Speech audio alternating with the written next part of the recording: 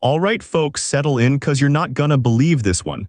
I'm Jasper, and this particular slice of madness went down during the soft opening of Shanghai Disneyland.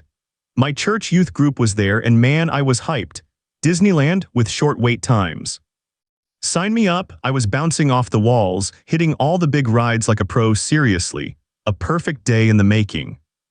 So there I am feeling pretty pleased with myself when I spot this girl from a sports team I kinda knew. Let's be real, I had a bit of a crush. She was cool, athletic, and actually funny. She and her mom were rummaging through one of those giant plushy bins looking a little lost. My moment, I thought, all smooth and helpful. I dove in, unearthed the exact stitch they were after, and even found a rare Dumbo for good measure. Yeah, I was feeling like a Disney Prince Charming minus the tights. The mom was super grateful. The girl gave me this amazing smile. Day officially made right. Wrong, so wrong. I'm basking in the glow of my good deed when I feel this presence behind me, not like a spooky ghost, more like that feeling when you know someone's staring daggers into your back. I turn and there's this woman.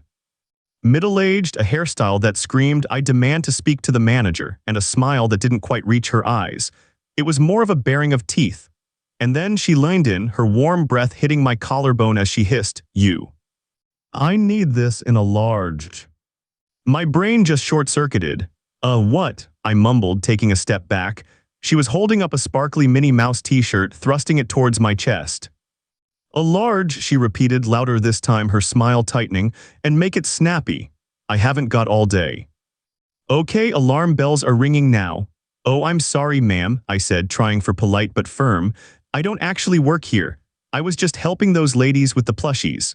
I gestured vaguely towards where my crush and her mom had been. Her eyes narrowed. "Don't lie to me, young man, I saw you. You were so helpful. Clearly, you know the stock." This was escalating faster than Space Mountain. "No, really," I insisted, starting to feel a bead of sweat. "I'm here with my youth group. See?" I pointed to my very civilian, non-uniform t-shirt. She wasn't having it. "Stop wasting my time, get me the large." Her voice was rising, and I could feel other shoppers starting to glance over. The girl I liked and her mom were a few feet away, looking over with wide, slightly horrified eyes. "Great or just great?" "Ma'am, there are actual employees in the blue shirts," I tried, my voice getting a little shaky. "They can help you, I really can't." That's when she lunged. She grabbed my arm, her grip surprisingly strong. "You're not going anywhere until you get me that shirt." Okay, polite was out the window. "Let go of me," I yelped, trying to pull away. This was insane. People were definitely staring now, a little circle forming. My friends who I'd gotten separated from were nowhere in sight. She started trying to drag me towards a different shirt display. "It's your job. You lazy kids are all the same." She then grabbed a hanger with a few shirts on it, and I kid you not, swung it at me like she was trying to clothesline me with Disney merch. Adrenaline kicked in. I dodged, caught the hanger mid-swing, "Thank you, surprisingly good reflexes," and yanked it from her grasp. "What is wrong with you?" I shouted, probably louder than I intended. I shoved the hanger and shirts onto a nearby rack. "I don't work here." I finally spotted my friends near the entrance, their faces a mixture of confusion and concern. "I'm out," I muttered and made a break for it. But oh no, she wasn't done. She chased me. Like actually ran after me through the gift shop, screaming, "Stop him, he's a terrible employee, he assaulted me." My friends saw her barreling towards us and their jaws dropped. I skidded to a halt by them. "This lady's crazy, she thinks I work here," and attacked me with a hanger.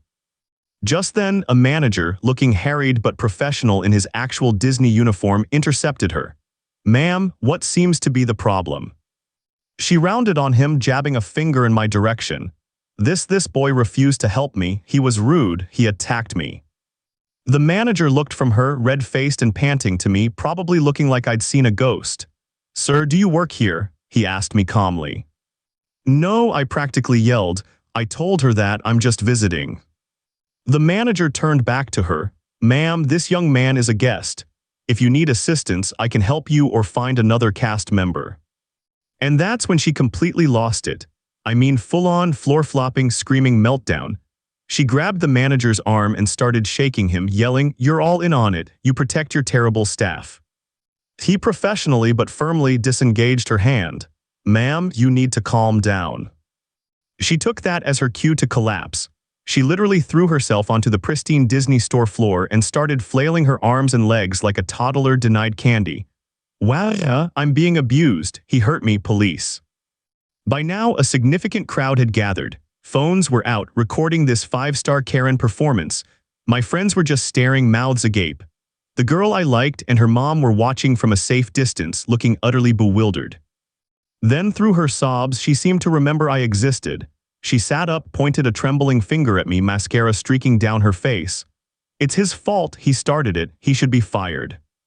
And I, Jasper, normally a pretty chill guy, just snapped. Not yelling, but with all the venom I could muster, I leaned forward slightly and said, loud enough for her and the immediate crowd to hear, "Go ahead. Get me fired. I'd love to see you try, considering I don't work here." I might have muttered a quiet "F you" under my breath too, not my proudest moment, but hey, I was rattled. She just shrieked louder. My friends, bless them, decided this was their cue. One grabbed my arm. "Jasper, let's go, now." We backed away slowly, then turned and power walked out of there, leaving Karen to her interpretive dance of entitled rage on the Disney shop floor. The last I saw, multiple actual employees and security were converging. So yeah, that's how my dream Disney day took a sharp left turn into Crazy Town, all because I decided to be helpful with some plushies. Hope you got a laugh, or at least a good cringe. Stay safe out there, Redditors.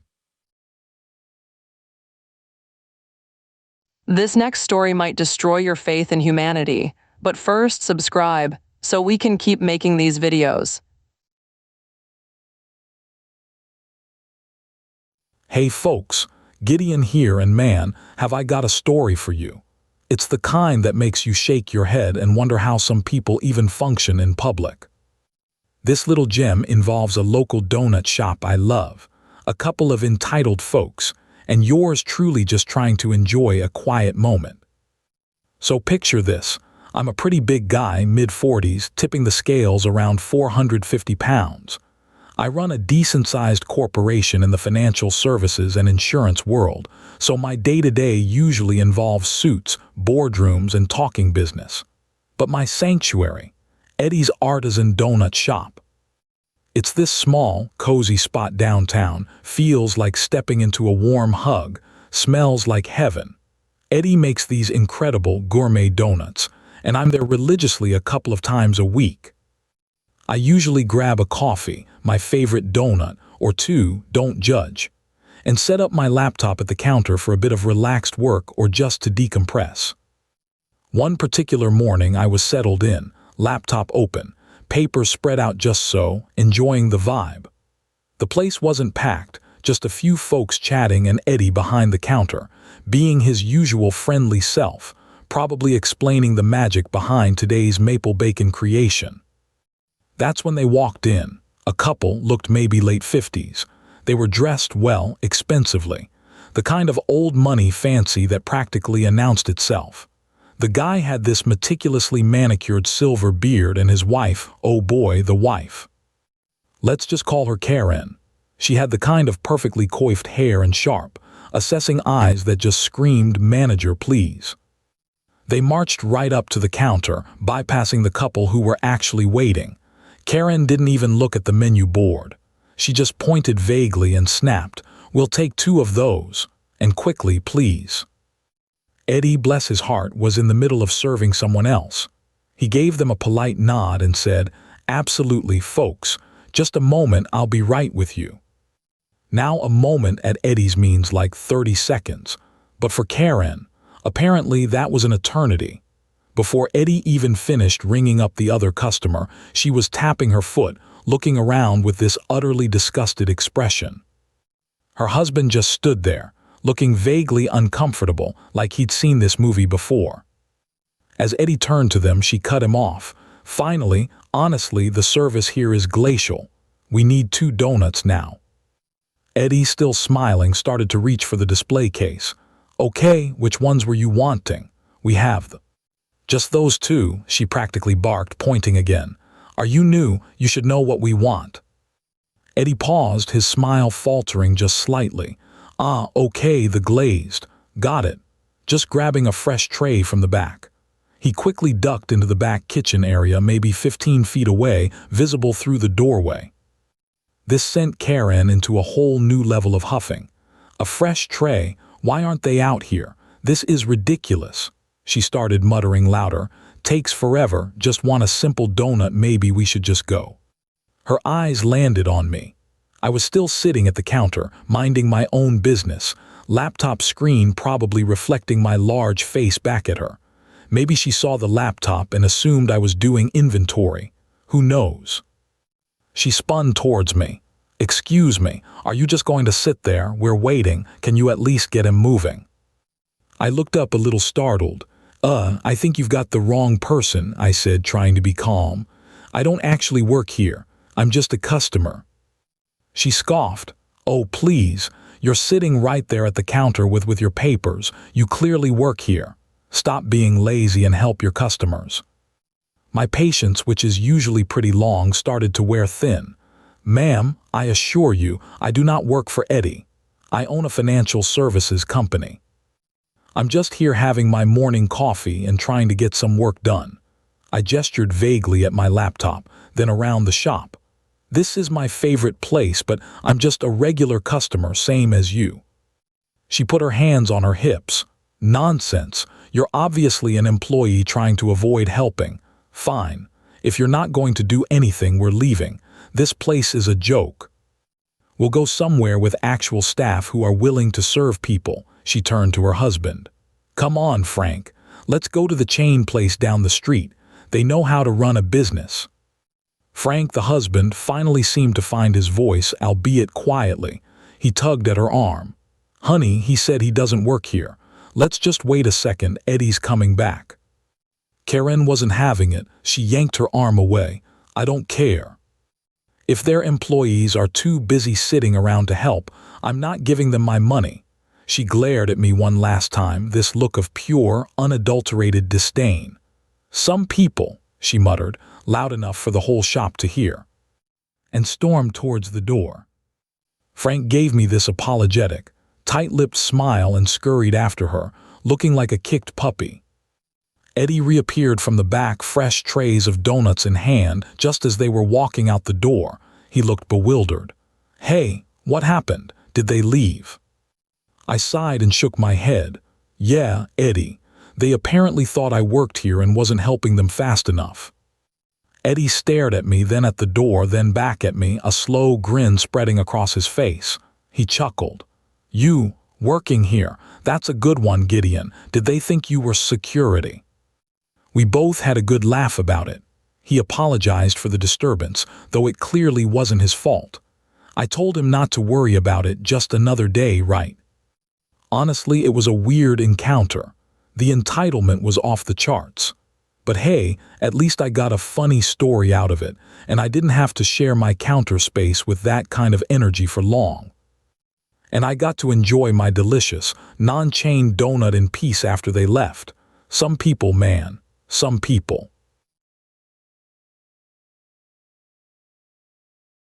All right, Reddit, gather round, cause your boy Kai is back from the wilds of Amal's biggest tech store. And let me tell you, this one's a certified oof moment.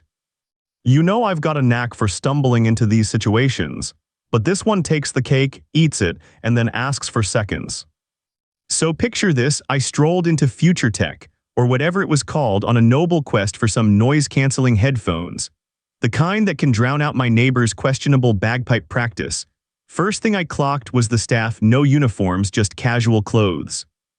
Kinda cool, I thought, very startup vibe. The only giveaway, these retina-searing bright yellow neon lanyards. Seriously, you could probably see these things from space. I, of course, was lanyard-free, rocking my favorite band tee and a look of quiet determination. I found the headphone aisle my happy place and was busy comparing the bass response on a particularly sleek pair. I might have been bopping my head a little. Sue me. Suddenly, this woman, let's call her Lanyard Linda, though she wasn't wearing one, which, in hindsight, should have been my first clue she wasn't staff either, just an enthusiast for order, materialized beside me. She had that "I demand to speak to the manager of your entire existence" haircut and a gaze that could curdle milk. "Excuse me," she said, her voice sharp enough to cut glass. Can you please stop playing around while you're supposed to be working? I blinked, headphones still halfway on. Working, I thought. Lady, my only job right now is to find headphones that'll let me achieve inner peace. Out loud, though, I just managed a rather bewildered, sure. I'll stop playing around while working. I even gave a little confused nod, like a puppet whose strings got tangled. Linda sighed, a dramatic put-upon sound. Right. Now, do you need any assistance finding what you're looking for? She asked, tapping her foot impatiently. Internally, I was like, well, yeah, that's literally why I'm here, lost in a sea of audio options. So I said, actually, yes, I could use some help. I'm trying to find some really good noise-canceling headphones. She didn't offer to help. Instead, she scanned the store with an air of delegatory importance, then pointed a perfectly manicured finger towards a young guy fiddling with a tablet, a bright yellow lanyard practically glowing around his neck. Well, go ask him then, she instructed. As if I were a particularly dense new recruit. He looks like he might actually know something, unlike some people. The some people was clearly me. Okay, weird, but whatever. Maybe she was a secret shopper or just really, really into store efficiency. I shrugged it off and ambled over to Lanyard Lad 1. Hey, I started, that lady over there suggested I ask you about noise-canceling headphones. Lanyard Lad 1 looked up, blinked. Headphones? Nah man, sorry. I'm strictly tablets and e-readers. Couldn't tell you a woofer from a tweeter. He offered a sympathetic smile though, points for honesty, 0 for headphone knowledge. Right, no worries, I muttered, my quest for silence hitting its first snag. I wandered over to another display, trying a different pair. A few minutes later, another actual employee, Lanyard Last 2, approached me with a chipper. Everything okay here, sir? Getting there, I said, trying to keep the growing frustration out of my voice. Just looking for some good headphones. The other fella wasn't sure and the, other lady sent me to him. Lanyard Last 2's smile faltered. Oh, headphones, I mostly do the smart home stuff. I think maybe Dave in audio-visual, but he might be on lunch. My eyebrow was starting to do a little twitchy dance. So no one here is a headphone guru then? I asked, a bit more pointedly than I intended. We all kinda float, she offered weakly, before excusing herself to help someone with a blinking smart fridge. Just as I was contemplating whether to just buy the first pair I saw and flee, I heard that sharp voice again. Lanyard Linda was marching back towards me, arms crossed, face like thunder. This is unacceptable, she announced, loud enough for half the store to hear. First, I catch you goofing off. Then, the people you're supposed to be working with are completely clueless. I've been trying to find out if you stock a specific type of universal charger for 20 minutes, and you're just going to stand there fondling headphones all day. You are going to help me. Now. Okay, that was it. The last shred of my play-it-cool facade crumbled. I took a deep breath, turned to her fully, and said as calmly as I could, ma'am, with all due respect for the third and hopefully final time, I don't work here. I then pointed very deliberately to my complete and utter lack of a glowing, radioactive yellow lanyard. See? No neon. Just a guy trying to buy some peace and quiet. Lanyard Linda froze mid-rant. Her eyes darted from my chest to my face, then back to my chest. The color drained from her face, then rushed back in a spectacular shade of crimson. It was a beautiful, silent explosion of realization. Oh, she whispered, then a bit louder, oh, my goodness. She looked around wildly as if searching for a hole to disappear into. I am so sorry. I just the lanyards, or your lack of one, I mean. She stammered for a few more seconds, looking utterly mortified, then practically sprinted towards the exit without another word, leaving a faint scent of expensive hairspray and embarrassment in her wake. I just stood there for a second, letting the silence, oh, the irony, wash over me. Eventually, a different employee, Dave from AV, presumably back from lunch and actually wearing a lanyard and knowing about headphones, wandered over and asked if I needed help. Yeah, Dave, I said, a weary smile on my face. I think I really do. So Reddit, I got my headphones, and a story, worth it, absolutely. If you've made it this far, you've clearly got great taste in internet drama. Hit that subscribe button so you don't miss more wild stories like these. All right, on to the next one. Hey Reddit, Astrid here, and buckle up, because I've got a story so wild you'll be side-eyeing me, thinking, no way. But I swear, on my point shoes, every bit of this actually happened. So picture this, I'm in the big city, buzzing with excitement. I was there to watch the tryouts for the super prestigious corps de ballet. The cherry on top, my old mentor, a dancer with the company, was going to meet me. We had plans to grab some snacks and catch up before I headed back to my hotel. A perfect day, right? Or so I thought. We decided Whole Foods was the place for pre-dinner snack grabbing. Now I was still in my full ballet gear from earlier, leotard, tights, warm-ups, the whole shebang, right down to my trusty white Converse, and yes, even the full stage hair bun like a rock and makeup. I wasn't trying to impress anyone at the grocery store, mind you. It was just convenient. Little did I know, this exact outfit was about to land me in a situation that would make me question if I'd accidentally pirouetted into an alternate dimension. I beelined it for the bakery section because, let's be honest, after a day of ballet, carbs are life. I spotted it, the last glorious slice of red velvet cake. My hand was literally inches away when whack. Some woman smacked my hand away from the cake. Not a gentle nudge, a full-on swat. I recoiled, more stunned than anything. She, however, looked like she was just warming up. "You don't need that cake," she screeched, her voice sharp enough to cut glass. She was impeccably dressed, dripping in labels that probably cost more than my rent, with a Botox-smooth forehead that didn't even crinkle with her outrage. I was genuinely baffled. "I'm sorry, what?" I managed, looking from her to the now-orphaned cake slice. "My daughter," she continued, her voice rising, "has been dancing for 5 years. She's adopted, from Hawaii. She's been through so much." Okay, now I was completely lost. That's nice," I offered, trying to connect the dots between her daughter's history and my desire for red velvet. "But what does that have to do with the cake?" "She needs a place at the ballet company," the woman declared, jabbing a perfectly manicured finger in my general direction. "And people like you," she sneered, giving my ballet attire a disdainful once-over, "are taking up all the spots." The light bulb went on, albeit a very dim and confusing one. She thought because I was dressed like a dancer, I was somehow involved with the corps de ballet selections, or maybe even one of their current dancers who had influence. "Ma'am," I started, trying to keep my voice even, "I think there's a misunderstanding. I'm just here watching the tryouts like a lot of people. I don't have anything to do with who gets in." I even gestured to my Converse, trying to signal off-duty. She wasn't having it.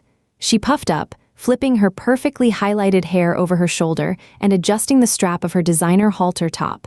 "Don't lie to me. You dancers all stick together." She then, believe it or not, reached for the cake, snatched it up, and practically shoved it towards me. "Here, take it, like you take everything else." Before I could even process that bizarre turn, a younger version of her, probably the aforementioned daughter, materialized from behind a display of artisanal bread. She had the same entitled pout. "It's not fair, Mom," she whined. "I danced way better than that girl with the wobbly arabesque, and she got a call back." Now there were 2 of them, closing in slightly. I took a small step back, my shopping cart a flimsy shield. "Look," I said, a little more firmly this time, "I really don't know anything about the selections. And frankly, this is about a piece of cake."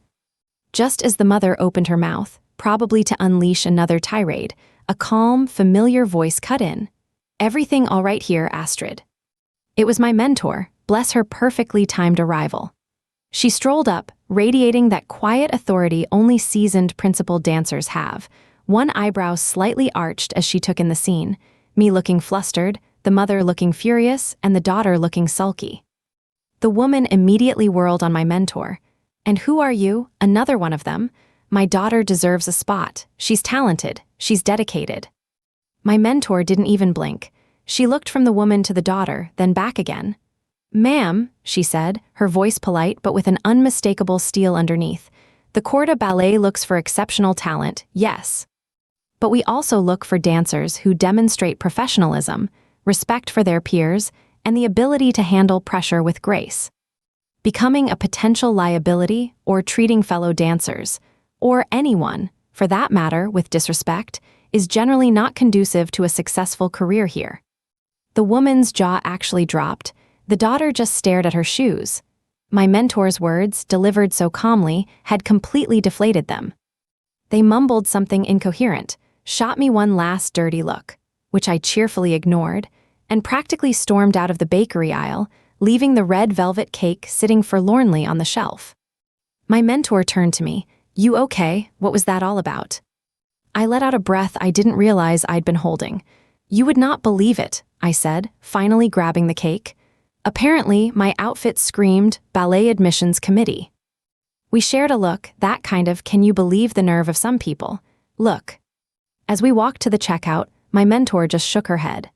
Some people think passion and a sob story are a substitute for years of relentless training, actual technique, and, basic human decency. I couldn't have said it better myself.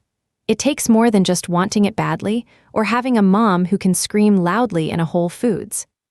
It takes grit, skill, and being someone others can actually stand to be in a studio with for 8 hours a day. So that's my tale of grocery store drama and mistaken ballet identity. Definitely one for the books.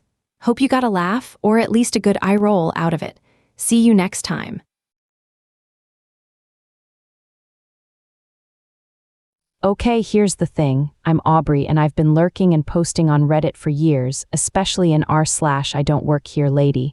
You'd think I'd be immune to these situations by now, but nope. They still happen and they're still incredibly frustrating. I work as a scheduler at a massive cancer treatment center. Basically, I'm the traffic controller for appointments, getting patients where they need to be, making sure the right equipment and staff are lined up, all that logistical jazz. Crucial job, yes, but definitely not clinical. I don't have an ounce of medical training beyond knowing what CBC stands for or which departments handle what. And this is the kicker, my job requires me to wear scrubs. They're comfy, practical, and look exactly like what nurses and doctors wear.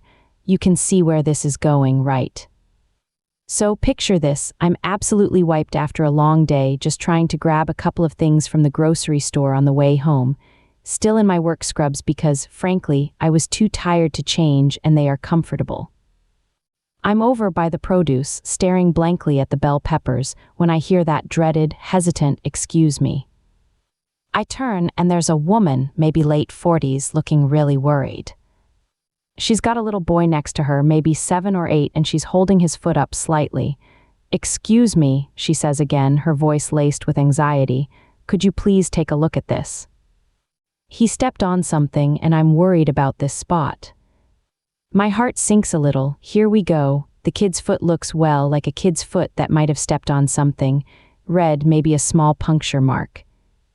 Definitely something that needed a doctor or nurse to look at, not a scheduler with 0 medical qualifications. I put on my most polite, apologetic face.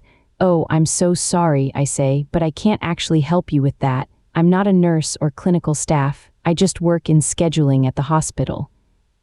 She immediately dismisses this. Her worried look turns into pure insistence. "But you're wearing scrubs," she exclaims, as if this is the ultimate irrefutable proof. "You must be a nurse, you have to look at this." I try again, feeling a sigh building in my chest. "Really, I promise you I'm not. My job is booking appointments. I don't have any medical training whatsoever. You need someone with actual clinical knowledge." She wasn't having any of it. She folded her arms, her voice getting louder and more aggressive. "You're being ridiculous. You obviously work in a hospital. You're wearing the uniform. You just don't want to help." "What? Are you going to charge me for looking at it here in the store?" Charge her for looking at a foot I'm not qualified to assess while off the clock in a grocery store? The sheer absurdity of it almost made me laugh, but the growing crowd and her rising volume just made me feel cornered and intensely annoyed. "Ma'am," I said, trying to keep my voice even, "I literally cannot help your son. It would be irresponsible and potentially dangerous for me to try. I book appointments, that's it. Please take him to an urgent care or a doctor." This seemed to push her over the edge. She scoffed, loud enough for people nearby to hear. "Fine, be useless then. Some healthcare worker you are." She practically yanked her son's arm and stomped off towards the front of the store, muttering about unhelpful people in scrubs. I just stood there for a second, feeling completely deflated and pissed off. All I wanted was some bell peppers. Instead, I got accused of faking ignorance and trying to extort money because I wore the wrong damn pants to the grocery store. The frustration just lingered, a dull ache mixed with disbelief. Yeah, the scrubs are comfortable, but sometimes, I swear, they're just not worth this nonsense. Another day, another reminder that people see the uniform and not the person.